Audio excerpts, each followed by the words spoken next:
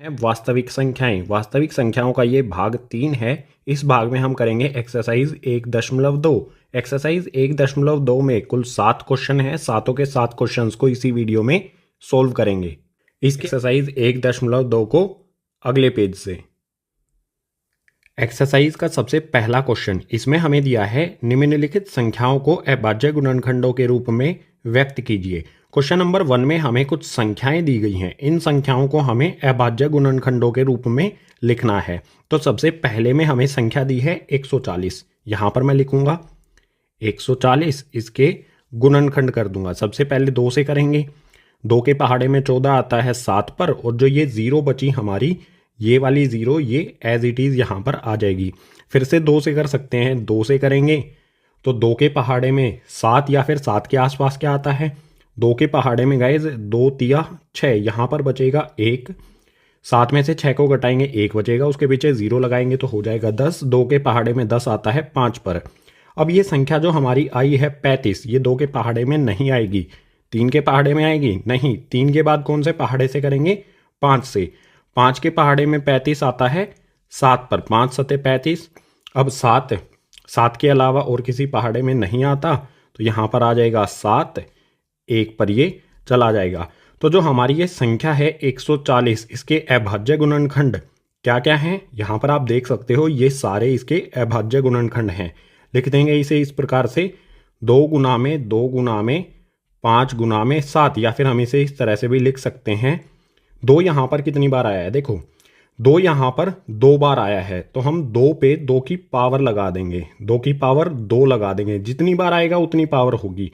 2 यहाँ 2 बार आया है तो पावर 2 लग जाएगी। उसके अलावा 5 और 7 एक एक बार आया है, तो इसे इस तरह से ही लिख देंगे 5 गुना में 7। ये हमने लिख दिया 140 के अभाज्य गुणनखंडों के रूप में। बिल्कुल इसी प्रकार से सेकंड वाले में दिया है 156। 156 के गुणनखंड करने के लिए यहाँ पर मैं लिखता हूँ 1, 5, 6, इसके गुणनखंड करूँगा। सबसे पहले 2 से करते हैं। 2 के पहाड़े में 15 तो नहीं आता, लेकिन 7 पर आता है 14। 2 सते 14, यहाँ पर बचेगा 1, 1 के पीछे 6 लगा देंगे, हो जाएगा 16। 2 के पहाड़े में 16 आता है 8 पर। इसके बाद फिर से इसे मैं 2 से करूँगा। 2 के पहाड़े में 3 पर आता है 6। 7 में से 6 को घटाएंगे तो यहाँ पर बचेगा 1, 1 के पीछे 8 लगा देंगे तो हो जाएगा 18। 2 के पहाड़े में 9 पर आएगा 18। अब ये वाली जो हमारी संख्या है 3, 9, ये 2 के पहाड़े में तो नहीं आएगी। 3 से कोशिश करते हैं। 3 के पहाड़े में 3 भी आएगा, 9 भी आएगा, ये 3 से भाग हो जाएगी। तो यहाँ पर मैं 3 से करता हूँ। 3 एकम 3, उसके बाद 3 तिया 9। आपको पता होना चाहिए कि 13 या तो 1 के पहाड़े में आता है या फिर 13 के ही पहाड़े में आता है। तो यहाँ पर इसे सीधा हम 13 से कर देंगे, आ जाएगा 1। यानी जो हमारी ये संख्या है 1, 5, 6, 156, इसके गुणनखंड जब हम करेंगे तो यहाँ पर हमें ये वाली संख्याएं मिलेंगी। 2 गुना में 2 गुना में 3 गुना में 13, और इसे हम इस प्रकार से भी लिख सकते हैं 2 की पावर 2 गुना में 3 गुना में 13। अगर आप इनमें से एक भी लिख के आते हैं, ऊपर वाला भी लिख के आते हैं, तो आपका आंसर बिल्कुल सही होगा। इसी प्रकार से थर्ड वाली संख्या पर आ जाते हैं। यहाँ पर हमें दिया है 3825। इसके गुणनखंड करने के लिए यहाँ पर मैं लिखता हूँ 3825। ध्यान से देखो, आखिरी में 5 है, तो क्या ये 2 से भाग हो जाएगा? नहीं होगा। 2 से नहीं करेंगे हम, इसे करेंगे 3 से। कोशिश करते हैं 3 से करने की, क्या 3 से होगा? बिल्कुल हो जाएगा गाइज। यहाँ पर मैं लिखता हूँ 3। 3 के पहाड़े में 3 आता है 1 पर, उसके बाद यहाँ पर है 8। 3 के पहाड़े में 8 से कम आता है 6। 3 दूनी 6, 8 में से 6 को घटाएंगे तो बचेगा यहाँ पर 2। 2 के पीछे 2 लगाएंगे तो हो जाएगा 22। 3 के पहाड़े में 7 पर आता है 21। 22 में से 21 को घटाएंगे तो बचेगा 1। 1 के पीछे 5 लगा देंगे तो हो जाएगा 15। 3 के पहाड़े में 5 पर 3 पंजे हो जाएगा 15।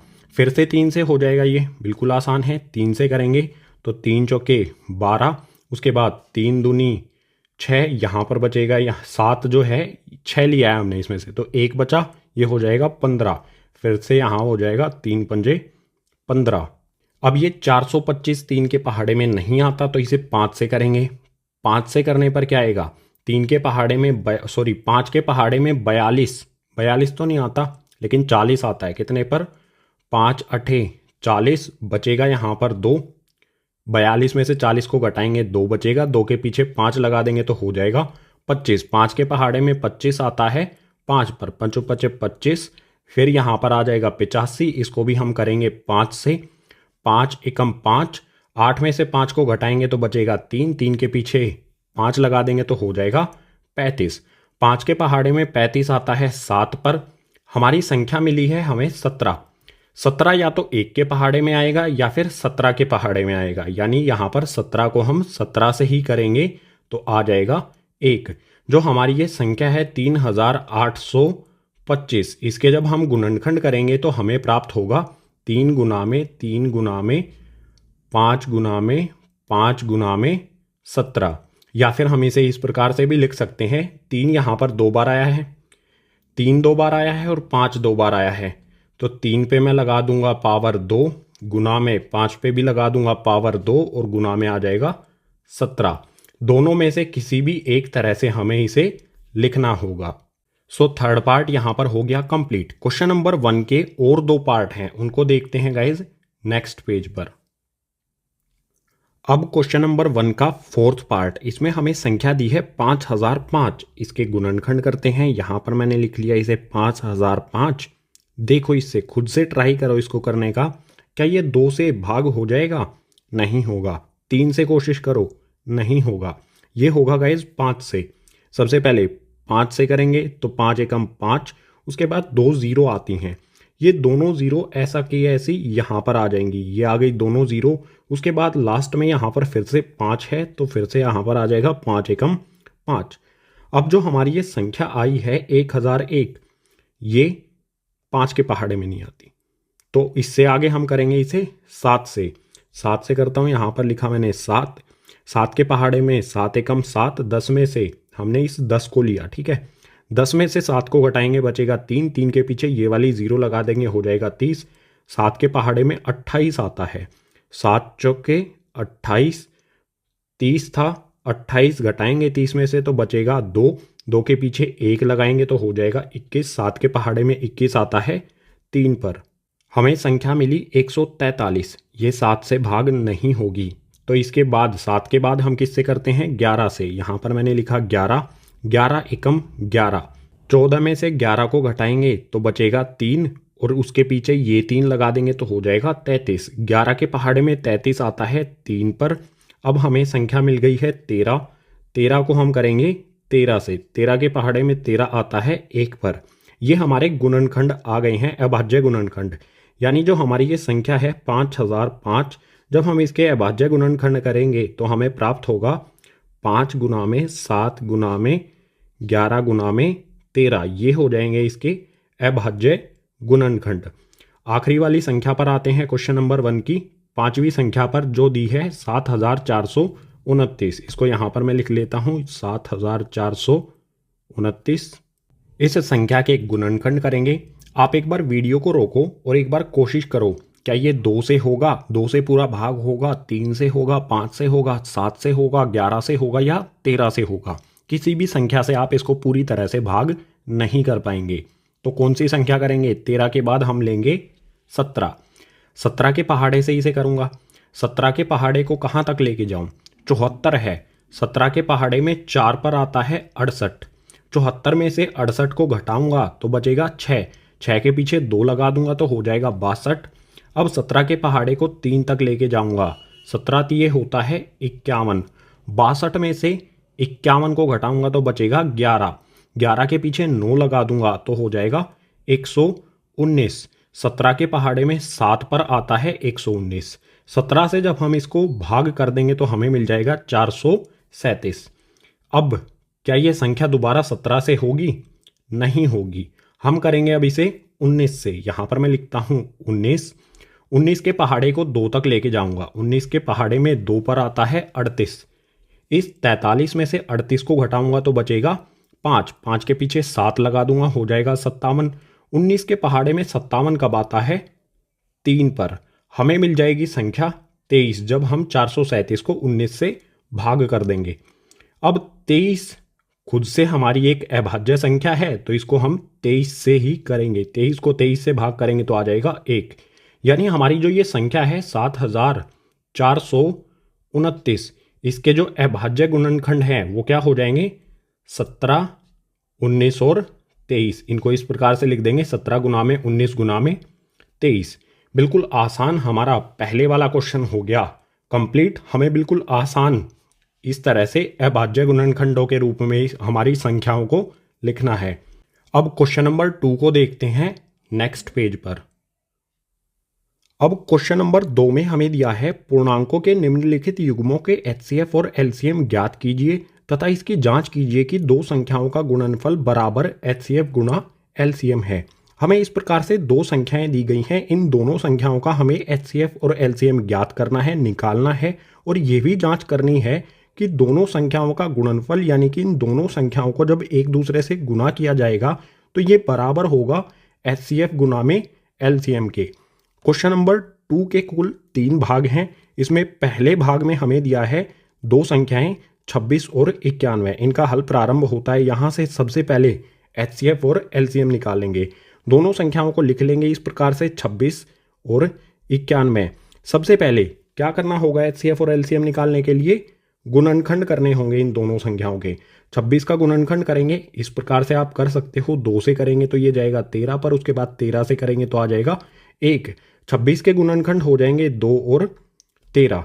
बिल्कुल इसी प्रकार से हमारी दूसरी संख्या 91 है, इसके भी गुणनखंड करेंगे। 7 से करेंगे, 7 एकम 7, बचेगा यहाँ पर 2, 2 के पीछे 1 लगाएंगे तो हो जाएगा 21। 7 के पहाड़े में 21 आता है 3 पर, फिर यहाँ 13 से करेंगे तो आ जाएगा 1। जो हमारी दूसरी संख्या 91 है इसके गुणनखंड हो जाएंगे हमारे 7 और 13। अब बात आती है एचसीएफ क्या होगा। हमारी जो ये दोनों संख्याएं हैं इनका एचसीएफ क्या होगा, यहाँ पर लिख लेंगे एचसीएफ ब्रैकेट के अंदर हमारी दोनों संख्याएं लिख लेंगे 26 और 91। इनका एचसीएफ क्या होगा गाइस, देखो बिल्कुल आसान बात है। यहाँ पर जो संख्या दोनों में आती है, 2 ऊपर आता है नीचे नहीं आता है तो 2 को हटा देंगे। 7 नीचे आता है ऊपर नहीं आता है तो 7 को भी हटा देंगे। ऐसी संख्या कौन सी है जो इन दोनों में आती है, यहाँ पर देखो 13, यहाँ पर भी 13, 13 इन दोनों में आता है तो 13 ही हो जाएगा ये एचसीएफ इन दोनों संख्याओं का। बात करते हैं एलसीएम इन दोनों संख्याओं का, तो यहाँ पर लिखेंगे 26 और 91, इक्वल्स का साइन लगाएंगे। एलसीएम के लिए हम सबसे पहले देखेंगे छोटी संख्या। यहाँ पर सबसे छोटी संख्या है 2। 2 सबसे ज़्यादा कितनी बार आया है, एक ही बार आया है तो यहाँ पर मैं लिख लूँगा 2। इसके बाद 2 से बड़ी संख्या कौन सी है, 7। 7 सबसे ज़्यादा बार कितनी बार आया है, एक बार, तो यहाँ पर लिख लेंगे गुना में 7। इसके बाद अगली संख्या देखो, 7 से बड़ी संख्या है 13। एक बार यहाँ आई है, एक बार यहाँ आई है। सबसे ज़्यादा कहाँ पर है, ऊपर वाले में भी एक बार है, नीचे वाले में भी एक बार है, दोनों में बराबर है तो किसी का भी लिख लो, या तो ऊपर वाले का 13 लिख लेंगे या फिर नीचे वाले का 13 लिख लेंगे। यानी सबसे ज़्यादा बार जहाँ आएगी वो लिखेंगे। अगर बराबर है तो इन दोनों में से किसी एक को लिख लेंगे। तो यहाँ पर लिख लेता हूँ मैं एक बार 13। अब गुना करेंगे, 2 को 7 से गुना करूँगा हो जाएगा 14, 14 को 13 से गुना करूँगा तो यह आ जाएगा 182 और यही हो जाएगा इन दोनों संख्याओं का एलसीएम। अब हमें ये भी जांच करनी है कि दो संख्याओं का गुणनफल बराबर हो एचसीएफ गुणा एलसीएम के। तो सबसे पहले यहाँ पर मैं क्या करता हूँ, एचसीएफ गुणा में एलसीएम, जो हमारा एचसीएफ आया है और एलसीएम आया है इन दोनों को गुना करता हूँ। एचसीएफ 13 है और एलसीएम 182 है, गुना करते हैं। यहाँ पर मैंने गुना किया 13 गुना में 182। आप बिना कैलकुलेटर का यूज़ करके इसे गुना करो और यहाँ पर लिखो कितना आएगा गुना करने पर, 2366। इसके बाद हमारी जो ये दो संख्याएं हैं इनको भी हमें गुना करना है। तो यहाँ पर मैं लिखता हूँ फर्स्ट यानी कि पहली संख्या गुना में सेकंड यानी कि हमारी दूसरी संख्या, इन दोनों को गुना करेंगे। फर्स्ट संख्या क्या है हमारी 26 और सेकंड है 91। तो यहाँ पर लिखता हूँ 26 गुना में 91, तो ये किसके बराबर होगा, 26 को 91 से गुना करेंगे तो भी हमारा यही आएगा 2366। दोनों बराबर आए हैं, एचसीएफ और एलसीएम को गुना करने पर भी यही आया और पहली और दूसरी संख्या को गुना करने पर भी यही आया। तो लास्ट में यहाँ पर एक लाइन लिख देंगे, इस प्रकार हमारी पहली संख्या यानी कि फर्स्ट नंबर गुना में सेकंड वाली संख्या हमारी जो है 91, जब हम इन दोनों को गुना करते हैं तो हमारा 2366 आता है, जो कि बराबर है HCF गुना में LCM के। HCF और LCM को गुना करने पर भी बिल्कुल हमारा यही आता है। तो हम कह सकते हैं पहली संख्या गुना में दूसरी संख्या बराबर होगा HCF गुना में LCM। अब जो हमारा इसके बाद वाला पार्ट है उसको देखते हैं नेक्स्ट पेज पर, सेकंड वाले पार्ट को। सेकंड वाले पार्ट में हमें दो संख्याएं दी हैं 510 और 92। इनका HCF और LCM निकालते हैं तो हल प्रारंभ होता है यहाँ से। दोनों संख्याओं को लिख लेंगे। हमारी पहली संख्या 510, इसके गुणनखंड इसके सामने लिखेंगे, और जो हमारी दूसरी संख्या 92 है इसके गुणनखंड इसके सामने। यहाँ पर मैं लिखता हूँ 510। इसके गुणनखंड करना बिल्कुल आसान है, आप खुद भी कर सकते हो। मैं 2 से करूँगा। यहाँ पर आएगा 2 दूनी 4, उसके बाद 2 पंजे 10, उसके बाद फिर से 2 पंजे 10। फिर यहाँ पर मैं इसको 3 से करूँगा।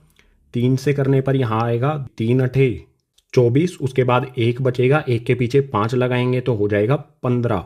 3 पंजे हो जाएगा 15। अब मैं करूँगा इसे 5 से। यहाँ पर आ जाएगा 5 एकम 5, बचेगा 3, 3 के पीछे 5 लगाऊंगा तो हो जाएगा 35। अब 5 के पहाड़े में आता है 7 पर, 5 सते 35।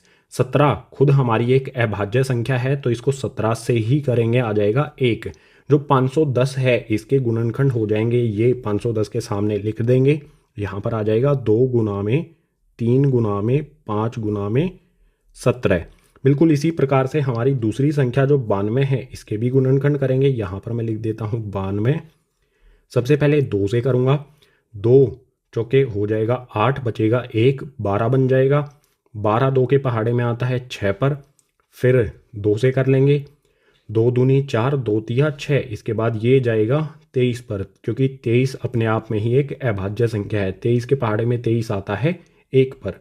जो हमारा 92 है इसके अभाज्य गुणनखंड हो जाएंगे 2 गुना में 23। अब बात करते हैं इन दोनों संख्याओं के HCF और LCM की। तो यहाँ पर मैं लिख लेता हूँ HCF, ब्रैकेट में लिख देता हूँ दोनों संख्याएं हमारी 510 और 92। HCF क्या होगा? देखो इनमें कॉमन क्या है, उभयनिष्ठ क्या है? 17 ऊपर है नीचे नहीं है, 23 नीचे है ऊपर नहीं है, ऊपर 5 है नीचे नहीं है, 3 ऊपर है नीचे नहीं है। ऐसी कौन सी संख्या है जो ऊपर भी आती है और नीचे भी आती है? तो देखो 2 यहाँ पर भी आता है, 2 यहाँ पर भी आता है। उभयनिष्ठ क्या है? गोला लगा दो इस पे, ये उभयनिष्ठ है। दोनों में एक बार 2 आया है तो 2 ही इसका हो जाएगा HCF। ठीक है, जो हमने ये गोला लगाया है इसे हटा देता हूँ, HCF हमने ज्ञात कर लिया है। बात करते हैं LCM की। इसी तरह से लिखेंगे LCM, पहली हमारी संख्या 510 और दूसरी संख्या 92 बराबर में। LCM क्या होगा? सबसे छोटी संख्या है हमारी 2, ऊपर 2 एक बार आता है, नीचे 2 बार आता है। तो हम किसको रखेंगे? जहाँ पर ज़्यादा बार आता है, 2 बार यहाँ आया है ये, ठीक है, तो ये रखेंगे हम LCM वाले में। यहाँ पर लिखूंगा मैं 2 गुना में 2, जिसमें ज़्यादा बार आएगा ना वो रखना है। 2 से बड़ी संख्या कौन सी है? 3। यहाँ पर एक बार आया है और कहीं पर भी 3 नहीं आया है तो एक बार ही आ जाएगा, यहाँ आ जाएगा गुना में 3। इससे बड़ी संख्या कौन सी है हमारी?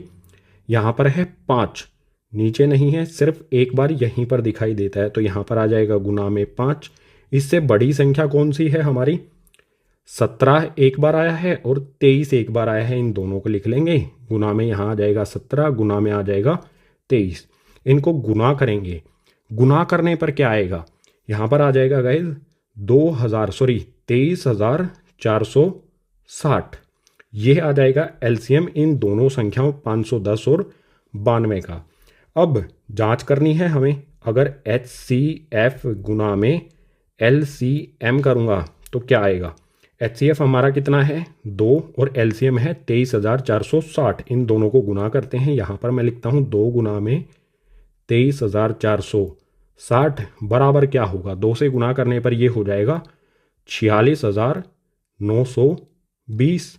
बिल्कुल इसी प्रकार से हमारी दो संख्याएं 510 और 92, हमारी पहली संख्या यानी कि फर्स्ट गुना में दूसरी संख्या यानी कि सेकंड, इन दोनों को गुना करूँगा। ये है हमारा 510 गुना में 92, ये आ जाएगा हमारा बिल्कुल वही 46,000। एक सेकंड गाइज, 46,920। HCF और LCM को गुना करने पर भी यही आएगा, पहली और दूसरी संख्या को गुना करने पर भी यही आएगा। तो यहां पर मैं लिख दूंगा इस प्रकार हमारी फर्स्ट वाली संख्या गुना में सेकंड वाली संख्या बराबर होगा HCF गुना LCM के। यही हो जाएगा हमारा उत्तर। HCF आया 2, LCM आया 23,460। उसके बाद हमने यहाँ पर ये जांच कर ली। अब क्वेश्चन नंबर 2 के नेक्स्ट पार्ट यानी कि तीसरे भाग को देखते हैं आगे वाले पेज पर। तीसरे भाग में हमें दो संख्याएं दी हैं 336 और 54। यहाँ पर मैंने लिख ली हैं, इनका हल यहाँ से शुरू हो गया है। तो इन दोनों के हमें गुणनखंड करने हैं। यहाँ पर पहले करता हूँ मैं 3 3 6 यानी कि 336 के। जल्दी से कर लेता हूँ, आपको गुणनखंड करने आते ही हैं, ठीक है। तो 2 से करूँगा, 2 एकम 2, उसके बाद 2 छिके 12, उसके बाद 2 अठे 16। यहाँ पर फिर से 2 से करूँगा, 2 अठे 16, 2 चौके 8। फिर से 2 से करूँगा, 2 चौके 8, 2 दूनी 4। फिर से 2 से करूँगा, 2 दूनी 4, 2 एकम 2। अब 3 से करूँगा तो आ जाएगा 7, 7 से करूँगा तो आ जाएगा 1। जो हमारी ये 336 है, इसके गुणनखंड हो गई ये 2। यहाँ पर कितनी बार आता है देखो, ध्यान से काउंट कर लो, 1 2 3 4। 2 यहाँ पर 4 बार आता है। तो यहाँ पर मैं लिख लूँगा 2 गुना में 2 गुना में 2 गुना में 2। इसके बाद क्या आता है, 3 और 7 एक एक बार आता है। तो यहाँ पर लिख दूंगा गुना में 3 गुना में 7। बिल्कुल इसी प्रकार से जो हमारी ये वाली संख्या है 54, इसके भी गुणनखंड करूंगा। ये लिखा 54, इसके गुणनखंड करेंगे। 2 से करता हूँ, 2 से करने पर आ जाएगा 27। 2 के पहाड़े में 27 नहीं आता, लेकिन 3 के में आता है। 3 से 27 को करूंगा तो 3 में 27। फिर से 3 से करूंगा तो 3 तिया 9। फिर से 3 से करूंगा तो 3 एकम 3। जो 54 है, इसके गुणनखंड करने पर हमें मिला क्या, 2 गुना में 3 गुना में 3 गुना में 3। अब बात करते हैं HCF। जो हमारा HCF है इन दोनों संख्याओं 3 3 6 और 54, इनका क्या होगा HCF यानी कि उभयनिष्ठ क्या आता है। देखो यहाँ पर उभयनिष्ठ क्या है, एक एक बार दोनों में 2 आया है, इसके बाद और भी कुछ आया है, 3 इसमें भी आता है, इसमें भी आता है। तो 3 को भी उभयनिष्ठ ले लेते हैं। ये हमारा 3 भी उभयनिष्ठ आ गया। और भी कुछ उभयनिष्ठ है नहीं, और कुछ कॉमन नहीं है, एक जैसा नहीं है। ऊपर और नीचे में 2 और 3 है। तो यहाँ पर मैं करता हूँ 2 गुना में 3, 2 और 3 है ना, सिर्फ 2 और 3 गुना करेंगे, 2 गुना में 3 हो जाएगा 6। ये हो गया HCF इन दोनों संख्याओं का। आगे आते हैं LCM पर। LCM इन दोनों संख्याओं 336 और 54 का क्या होगा, बराबर का निशान लगाएंगे। जो हमने ये गोले लगाए हैं इनको हटा देता हूँ, मिटो देता हूँ।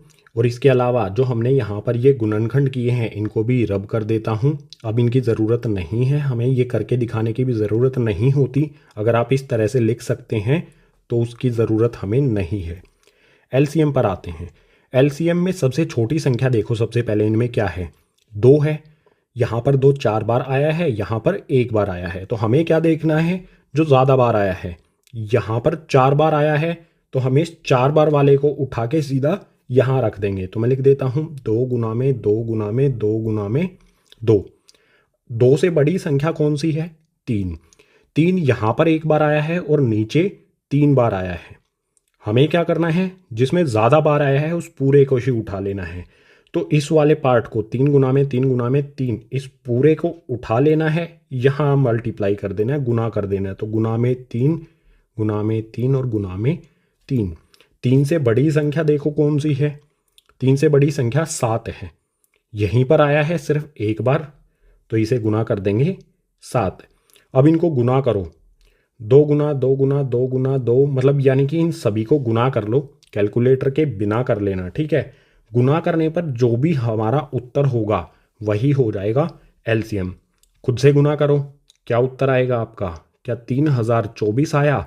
अगर सही यही आया तो LCM हो जाएगा हमारा ये 3024। अब इसकी जांच भी कर लेते हैं कि HCF गुना में LCM बराबर होता है किसके, ये किसके बराबर आएगा। HCF हमारा 6 आया है और LCM हमारा 3024 आया है। तो 6 गुना में 3024, ये किसके बराबर होगा?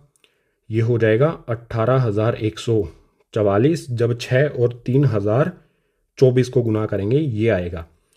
और हमारी जो फर्स्ट वाली संख्या है, पहली संख्या गुना में सेकंड यानी कि दूसरी संख्या, पहली संख्या हमारी क्या है 336 और दूसरी संख्या 54।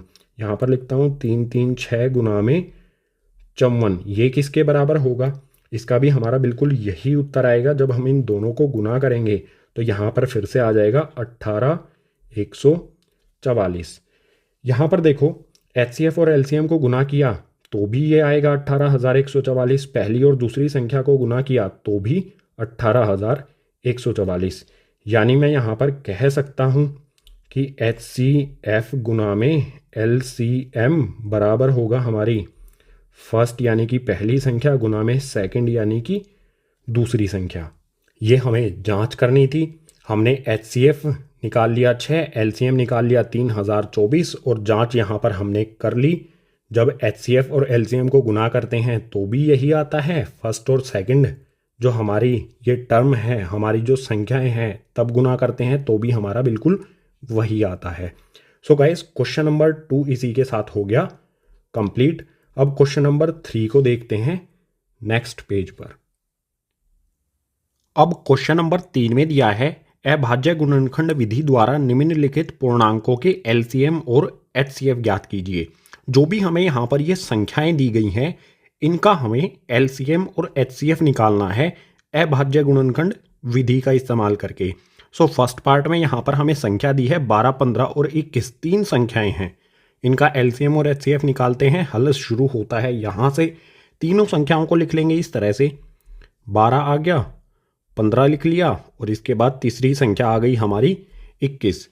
तीनों संख्याओं के हमें अभाज्य गुणनखंड करने हैं। सिंपल जैसे गुणनखंड करते हैं वही करना है, ठीक है। यहाँ पर लिख लो, ये हमारी संख्या 12, 2 से करेंगे 6 पे, 2 से करेंगे 3 पे, 3 से करेंगे आ जाएगा 1। 12 के गुणनखंड हो गए 2 गुना में 2 गुना में 3। बिल्कुल इसी तरह से 15 जो हमारी संख्या है इसके भी गुणनखंड करेंगे। 3 से करेंगे 5 पर जाएगा, 5 से करेंगे 1 पर जाएगा। 15 के गुणनखंड हो जाएंगे 3 गुना में 5। बिल्कुल इसी प्रकार से जो हमारी ये संख्या है 21, इसके गुणनखंड भी हो जाएंगे 3 गुना में 7। आप इस तरह से करके देख सकते हैं। 21 के गुणनखंड हो गए 3 से 7 पर, उसके बाद 7 से 1 पर। गुणनखंड करने के बाद HCF क्या होगा? सबसे पहले लिखेंगे यहाँ पर HCF, ब्रैकेट लगा के अपनी तीनों संख्याएं लिख देंगे, 12, 15 और हमारी तीसरी संख्या क्या है 21। इन तीनों का HCF क्या होगा? देखो कॉमन क्या है, उभयनिष्ठ क्या है, तीनों में क्या आता है? 2 इसमें आता है, इसमें कहीं पर भी नहीं है, इसमें भी कहीं नहीं है, तो 2 नहीं होगा। इसके बाद 3 देखो, 3 इसमें आता है, इसमें भी आता है और इसमें भी आता है, 3 उभयनिष्ठ है। 3 के अलावा 5 देखो, 5 इसमें है, ऊपर वाले में नहीं है, 7 इसमें है, इन ऊपर वाले दोनों में नहीं है। तो उभयनिष्ठ क्या है उसको गोला कर लो। ये हमारी संख्याएं जो हैं ये उभयनिष्ठ हैं। कौन कौन सी? सभी में 3 3 3 एक एक बार आता है। तो HCF भी इन संख्याओं का हो जाएगा 3। जो उभयनिष्ठ होगा वही HCF होगा। बिल्कुल इसी प्रकार से LCM निकालेंगे। यहाँ पर मैं लिखता हूँ LCM, तीनों संख्याएं लिख लेंगे, 12, 15 और हमारी तीसरी वाली संख्या 21। इसका LCM क्या होगा? मैंने आपको बताया था LCM निकालते समय हमें ज़्यादा बार क्या आया है ये देखना होता है। सबसे पहले छोटी संख्या होती है हमारी 2। 2 सबसे ज़्यादा बार किस में आया है? इसमें आया है 2 बार। तो इस पूरे को उठा लो, 2 गुना में 2, इसको उठा के सीधा हम यहाँ पर लिख देंगे। लिख देता हूँ 2 गुना में 2। बिल्कुल इसी तरह से 3 पे आएंगे। 3 एक बार इसमें आया, एक बार इसमें आया, एक बार इसमें आया, सब में एक एक बार आता है। तो किसी एक का उठा लेंगे, या तो हम ये वाला उठा लेंगे या ये वाला, किसी भी एक में से, क्योंकि सब में बराबर बराबर एक बार ही आता है। तो यहाँ पर लिख देता हूँ गुना में 3। बिल्कुल इसी तरह से 5 एक बार आया है और 7 भी एक बार आया है। तो एक बार यहाँ पर आ जाएगा 5 गुना में और एक बार आ जाएगा 7। गुना कर लेंगे इन सभी को, बिल्कुल आसान है गुना करना। 2 को 2 से गुना करेंगे 4, 4 को 3 से गुना करेंगे 12, 12 को 5 से गुना करेंगे 60, 60 को 7 से गुना करेंगे तो ये हो जाएगा 420। यही हो जाएगा हमारा एलसीएम। एचसीएफ हमने निकाला 3 और एलसीएम हमने निकाला 420। अब क्वेश्चन नंबर 3 यानी कि प्रश्न संख्या 3 के दूसरे भाग को देखते हैं, दूसरे वाले पार्ट को देखते हैं नेक्स्ट पेज पर। दूसरे भाग में हमें 3 संख्याएं दी गई हैं 17, 23 और 29। इनको इस प्रकार से लिखेंगे, यह आ गया हमारा 17, यह आ गया हमारा यहाँ पर 23 और इसके बाद आ जाएगा हमारा 29। इस 2 को मिटो के मैं अच्छी तरह से लिख देता हूँ। ये मैंने 2 को हटाया, ये लिख दिया 2, अच्छी तरह से लिख दिया। 17, 23 और 29 के गुणनखंड क्या होंगे करके देख लो, आप खुद से पता चलेगा आपको। 17 के गुणनखंड करूंगा, 17 ना तो 2 के पहाड़े में आएगा, ना 3 के पहाड़े में आएगा, ना 5 के में आएगा, ना 7 के में आएगा, ना 11 के में आएगा, ना 13 के में आएगा। 17 सिर्फ 17 के पहाड़े में आता है। तो 17 से 17 को करेंगे 1 पर, यानी 17 का गुणनखंड 17 होगा, 23 का गुणनखंड 23 होगा और 29 भी किसी के पहाड़े में नहीं आएगा, सिर्फ 29 के पहाड़े में ही आएगा। तो इसका हो जाएगा गुणनखंड 29। बात करते हैं इन तीनों संख्याओं के, ये हमने गुणनखंड कर लिए। इन तीनों संख्याओं का एचसीएफ क्या होगा, ये लिखता हूं मैं एचसीएफ। तीनों संख्याएं लिख लेता हूं 17, 23 और हमारी तीसरी वाली संख्या 29।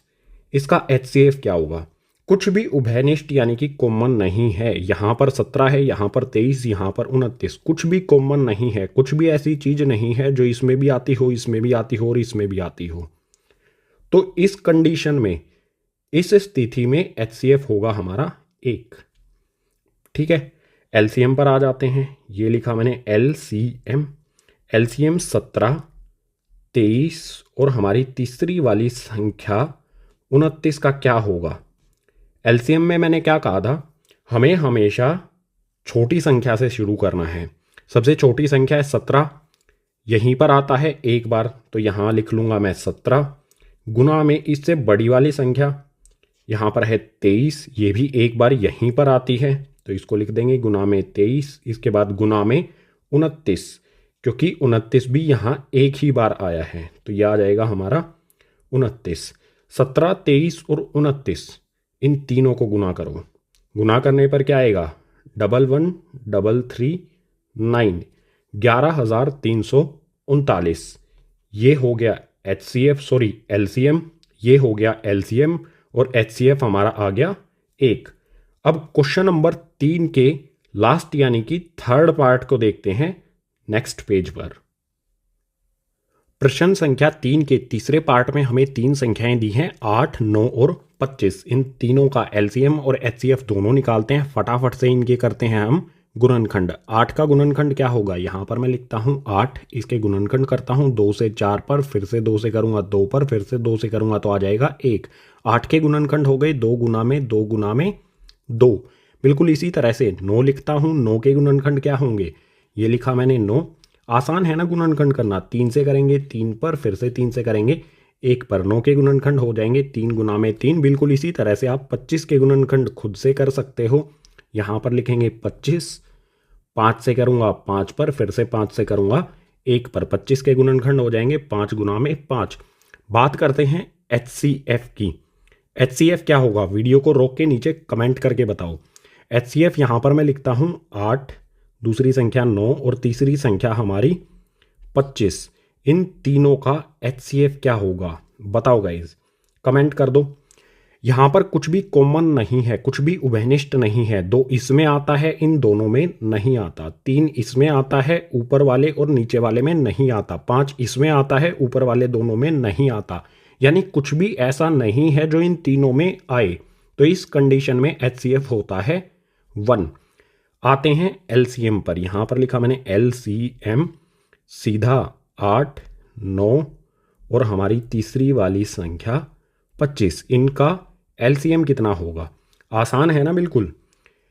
सबसे ज़्यादा बार 2 यहाँ पर आता है तो इस पूरे को उठा लेंगे, सबसे ज़्यादा 3 यहाँ पर आता है तो इस भी पूरे को उठा लेंगे, और सबसे ज़्यादा 5 यहाँ पर आता है इसको भी उठा लेंगे। इससे पहले इसको हटा देता हूँ मैं। एलसीएम कितना होगा हमारा, यहाँ पर लिखूंगा मैं 2 गुना में 2 गुना में 2, 3 बार तो 2 आया है सबसे ज़्यादा बार यहाँ पर। इसके बाद गुना में आ जाएगा 3 गुना में 3 और गुना में 5 गुना में 5। आसान तरीका बताऊँ आपको, देखो 2 को 5 से गुना करेंगे 10, फिर से 2 से 5 को गुना करेंगे 10, 10 को 10 से गुना करेंगे 100 हो जाएगा। ठीक है, मतलब हमने 2 को 2 से गुना किया 4, 4 पंजे हो गया 20, 20 को 5 से गुना कर दिया 100। आगे वाली 2 संख्याएं और पीछे वाली 2 संख्याएं, इनको गुना करने पर हमारा 100 आ गया। बची हुई ये 3 संख्याएं हैं, इनको गुना कर लो। 2 को 3 से गुना करूंगा 6, 6 को 3 से गुना करूंगा 18, 18 इनको और इनको गुना करने पर 100 आया था। 18 और 100 को गुना करूंगा तो यहाँ आ जाएगा 1800 यानी कि 1800। ये एलसीएम हो जाएगा हमारे इन तीनों संख्याओं का। एलसीएम 1800 और एचसीएफ आ जाएगा 1।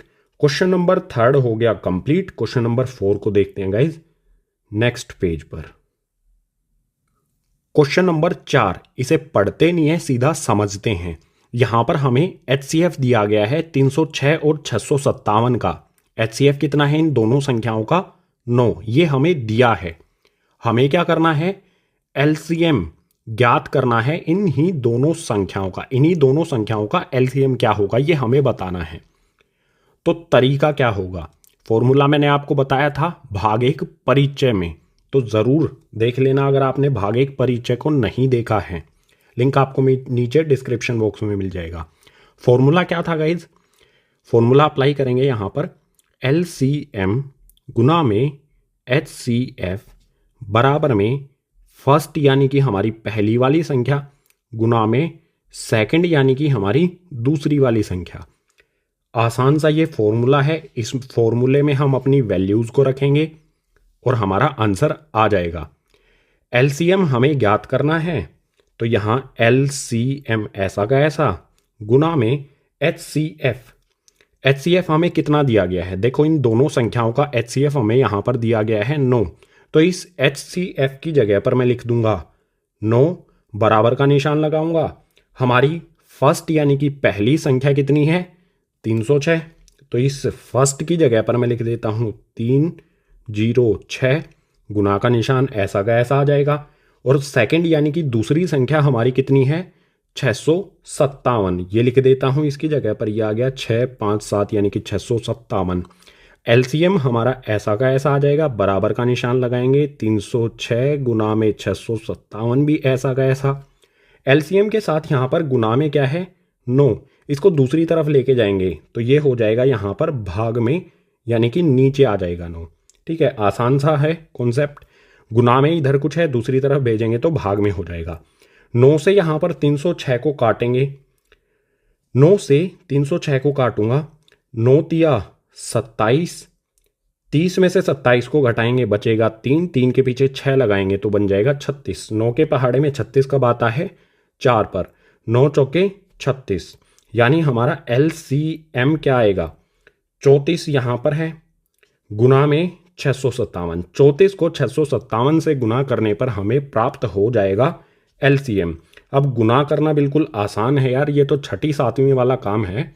6ठी क्लास में भी, बल्कि ये तो 2nd 3rd में सिखा देते हैं आई थिंक, मतलब मुझे पता नहीं है। गुना करना है, आसान है। ठीक है, गुना करने पर कितना आएगा? 2 2 3 3 8, यानी कि 22,338। यही हो जाएगा एलसीएम इन दोनों संख्याओं 306 और 657 का। कैसे निकाला हमने? इस फॉर्मूले का इस्तेमाल करके जो मैंने आपको परिचय में बताया था। सो ये आंसर हो गया हमारा एलसीएम। अब क्वेश्चन नंबर 5 को देखते हैं नेक्स्ट पेज पर। क्वेश्चन नंबर 5 इसमें दिया है, जांच कीजिए कि क्या किसी प्राकृत संख्या n के लिए संख्या 6n अंक 0 पर समाप्त हो सकती है। हमें जांच करनी है कि ये जो संख्या हमारी है 6n, n का मतलब यहाँ पर प्राकृत संख्या है। प्राकृत संख्या मैंने भाग 1 परिचय में बताया था कौन कौन सी होती हैं, 1 से लेके अनंत तक, 1 2 3 4 5, बिल्कुल इसी तरह से अनंत तक। तो ये हमारी एक संख्या है 6n। ये कभी 0 अंक पर समाप्त होगी, 0 अंक पर समाप्त हो सकती है क्या, ये हमें बताना है। तो हल शुरू होता है यहाँ से। सबसे पहले कोई भी ऐसी संख्या जो 0 अंक पर समाप्त होती है उसके लिए कंडीशन भागिक परिचय में ही मैंने आपको बताई थी। क्या होती है? जो संख्या 0 पर समाप्त होती है उसके अभाज्य गुणनखंड 2 गुना 5 के रूप में होते हैं। कोई भी संख्या जिसका अंक जो 0 अंक पर समाप्त होती है, 0 अंक पर समाप्त होती है, उसमें 2 गुना 5 ये गुणनखंड का जोड़ा होना चाहिए। अगर ये गुणनखंड का जोड़ा नहीं है तो वो कभी भी 0 अंक पर समाप्त नहीं होगी। चेक कर लेते हैं इस संख्या में क्या 2 गुना 5 का जोड़ा कहीं पर भी बनता है। अगर बनता है तो ये संख्या हमारी 0 अंक पर समाप्त होगी। अगर नहीं बनेगा ये जोड़ा तो 0 अंक पर समाप्त नहीं होगी। तो यहां पर इस संख्या को लिख लेता हूं मैं 6 की पावर n। इसके गुणनखंड करते हैं। देखो आसान है, 6 के गुणनखंड कर लो। 6 के गुणनखंड क्या करेंगे? 2 से आएगा, 3 पर 2 तिया 6 होता है, बिल्कुल इसी तरह से 3 से करेंगे 1 पर। जो हमारी ये संख्या है 6, इसके गुणनखंड हो जाएंगे 2 गुना में 3। इसके बाद ब्रैकेट लगा के 6 की पावर है ना, 6 की पावर n है तो 2 गुना में 3 ये हो गया 6। इसकी पावर लगा देते हैं यहाँ पर n। n का कोई भी मान हो, जो हमारा ये 6 है इसके गुणनखंड होंगे 2 गुना में 3। जो भी हमारी ये संख्या है इसके गुणनखंड यही होंगे। क्या इस गुणनखंड में ये जोड़ा आपको कहीं पर भी दिखाई दे रहा है 2 गुना में 5 का? नहीं दिखाई दे रहा। तो इसका मतलब ये है कि 6n जो हमारी ये प्राकृत संख्या है ये कभी भी नहीं लिखेंगे, किसी भी मान n के लिए, किसी भी मान n के लिए 0 पर समाप्त नहीं होगी। ये हमारा उत्तर हो जाएगा। हमें जांच करनी थी, पता लगाना था कि 6n ये संख्या किसी भी 0 अंक पर समाप्त हो सकती है? नहीं हो सकती, क्योंकि इसमें 2 गुना 5, इसके गुणनखंडों में 2 गुना 5 का जोड़ा नहीं बनता। किसी में 2 गुना 5 का जोड़ा बनेगा तो वो ही संख्या 0 अंक यानी कि 0 अंक पर समाप्त होगी। सो ये हो जाएगा हमारा इस क्वेश्चन का उत्तर। अब क्वेश्चन नंबर 6 को देखते हैं आगे वाले पेज पर। क्वेश्चन नंबर 6 इसमें दिया है, व्याख्या कीजिए कि 7 गुना 11 गुना 13 जमा 13 और 7 गुना 6 गुना 5 गुना 4 गुना 3 गुना 2 गुना 1 जमा 5 भाज्य संख्याएं क्यों हैं। हमें दो संख्याएं दी गई हैं क्वेश्चन नंबर 6 में, एक ये संख्या है और एक ये संख्या है। हमें बताना है कि ये दोनों संख्याएं भाज्य संख्या क्यों है, कारण भी बताना हमें। तो हल शुरू होता है यहां से। भाज्य संख्याएं क्या होती हैं भागिक परिचय में बताया है, जिसका खुद संख्या और एक के अलावा कोई अन्य गुणनखंड होता है, वे सारी संख्याएं भाज्य संख्याएं होती हैं। तो सबसे पहले इस वाली संख्या को देखते हैं, लिख लेता हूं मैं यहां पर इसे। हमारी पहली संख्या है 7 गुना 11 गुना में 13 और जमा में 13। सबसे पहले इसे हल करते हैं, उसके बाद गुणनखंड करेंगे इसके।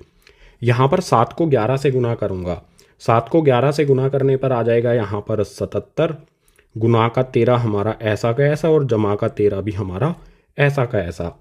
अब आप यहाँ पर देखो, इस वाले भाग में भी 13 आता है, इस वाली टर्म में 13 आता है और यहाँ पर भी 13 है। तो 13 को हम उभयनिष्ठ यानी कि कॉमन ले सकते हैं। 13 उभयनिष्ठ लेने पर बचेगा क्या, ब्रैकेट लगाता हूँ, 13 उभयनिष्ठ लिया है हमने।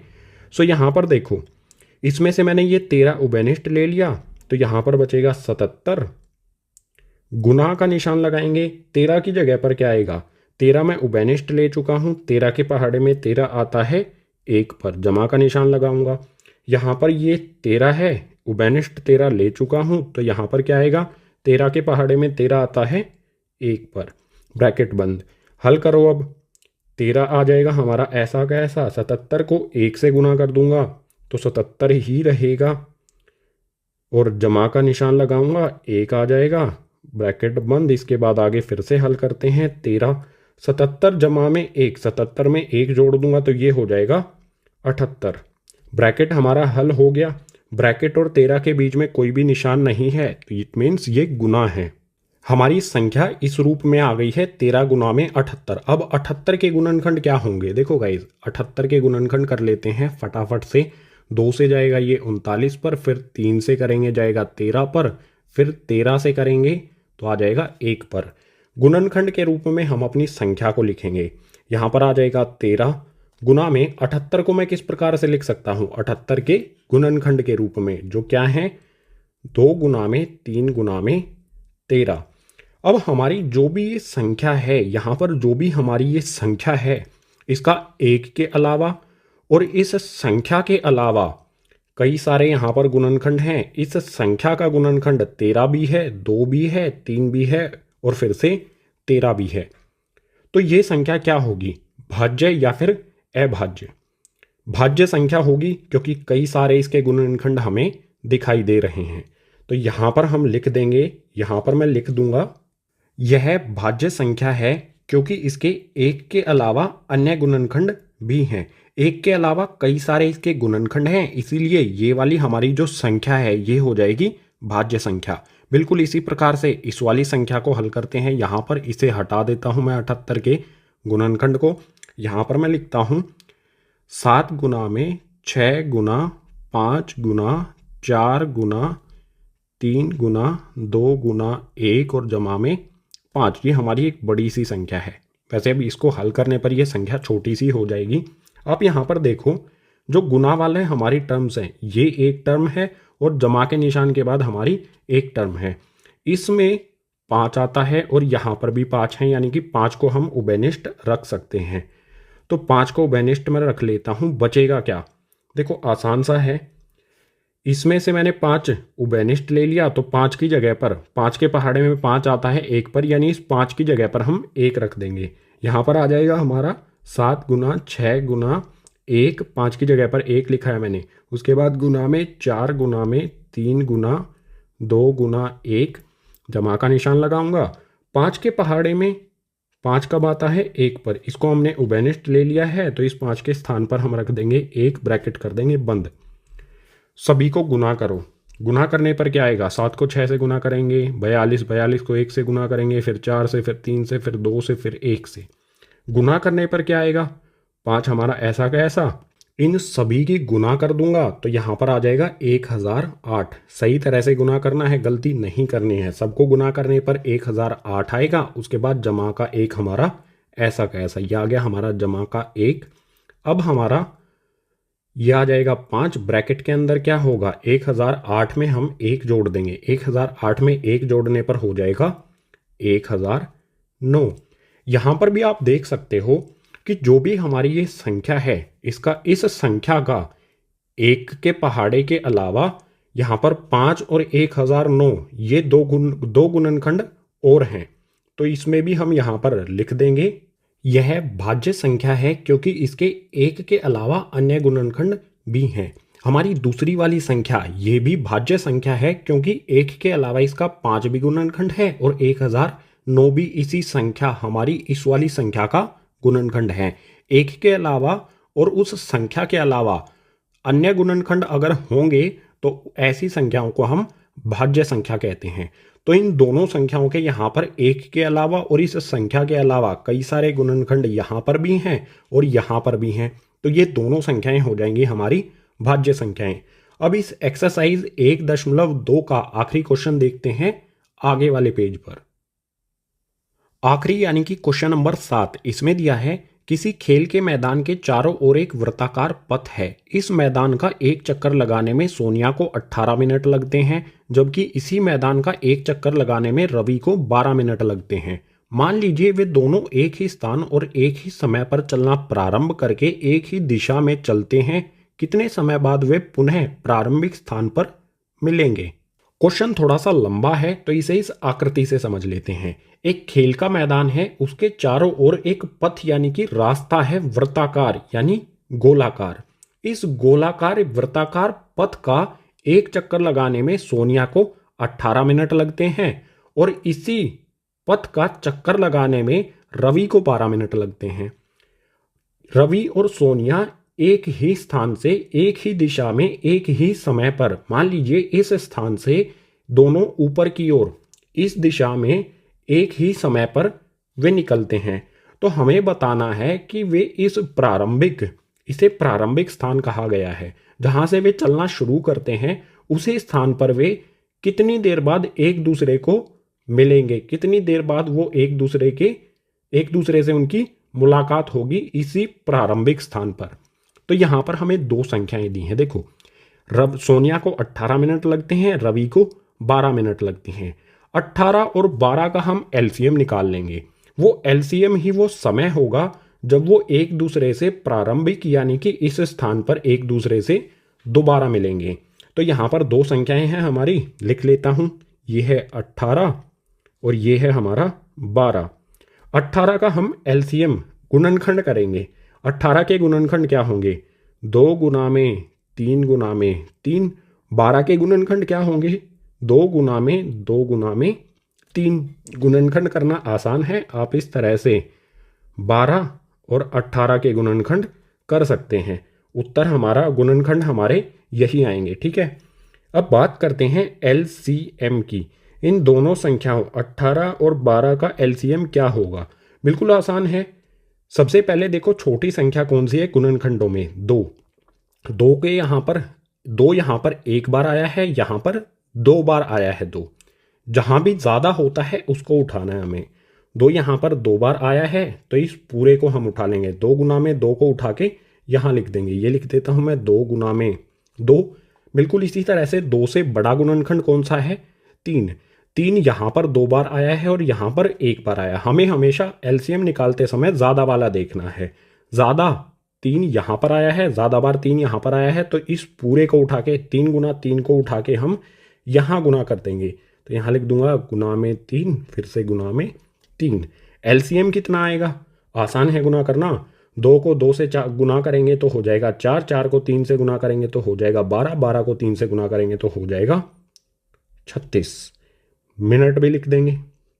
दोनों एक दूसरे से दोबारा जब वे चलना शुरू कर देते हैं, उसके बाद वे दोबारा इसी स्थान, प्रारंभिक स्थान पर एक दूसरे से कब मिलते हैं? 36 मिनट बाद। यही हो जाएगा क्वेश्चन नंबर 7 का हमारा उत्तर।